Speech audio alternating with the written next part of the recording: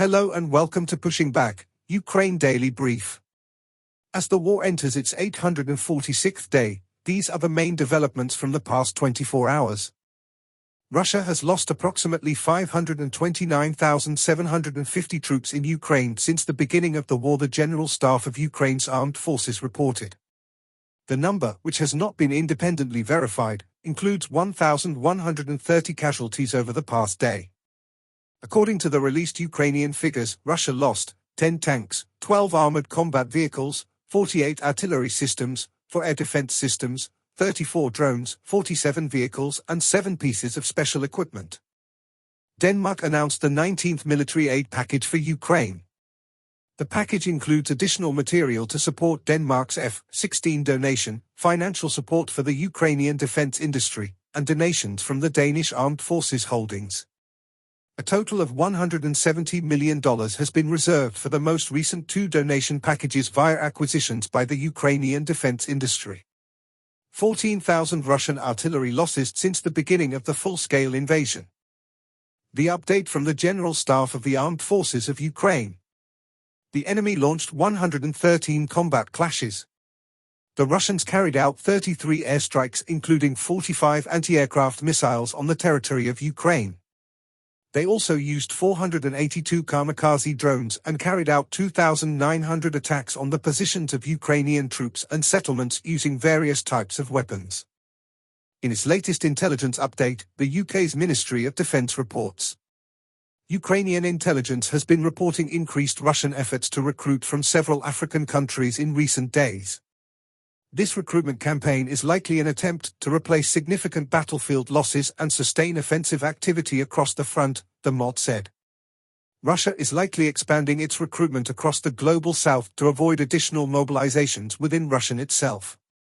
It added that previous mobilizations within Russia had resulted in a record labor shortage and the mass departure of skilled workers. In its latest intelligence update, the Institute for the Study of War. Russian President Vladimir Putin published an article in North Korean state-owned newspaper Rodong Sinmun praising Russian-North Korean cooperation on the eve of his visit to North Korea, likely to frame any future support that North Korea will lend to Russia as part of a common struggle against the West. Ukrainian forces struck Russian oil depots in Rostov-Oblast and Krasnodar Krai overnight on June 17 to 18, using domestically produced Neptune missiles against a ground target in Russia for the second time. Ukrainian forces have now conducted 2 strikes with its own Neptune missiles against areas in Russian territory that are within range of US-provided attacks but that are also protected by US policy that has established a vast sanctuary in Russian territory. The Russian government is charging Ukrainian servicemen and military officials with crimes in absentia as part of its efforts to enforce Russian federal law outside of its jurisdiction and insinuate that Ukraine should not exist as an independent state. Founder of the Kremlin-linked Rybar Telegram channel, Mikhail Zvinchuk, gave his second uncharacteristically public interview within a month in which he criticized the state of Russia's war effort in Ukraine and acknowledged that Western sanctions are negatively affecting Russia's industry and economy. Russian President Vladimir Putin continues efforts to groom Russian military personnel for positions in the Russian government through the Kremlin's Time of Heroes program. Russian occupation officials continue their efforts to militarize Ukrainian youth in occupied Ukraine.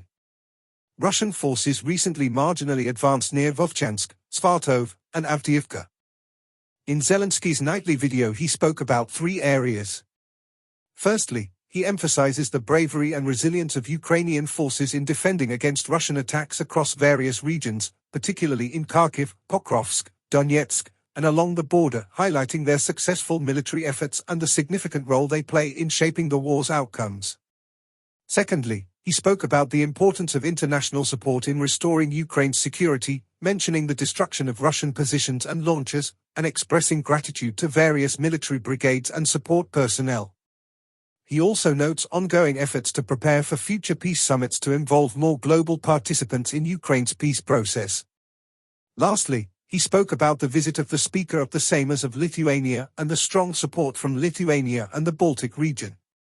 It underscores the importance of international relations and collaborative efforts for common security and independence, expressing appreciation for the solidarity shown by these allies.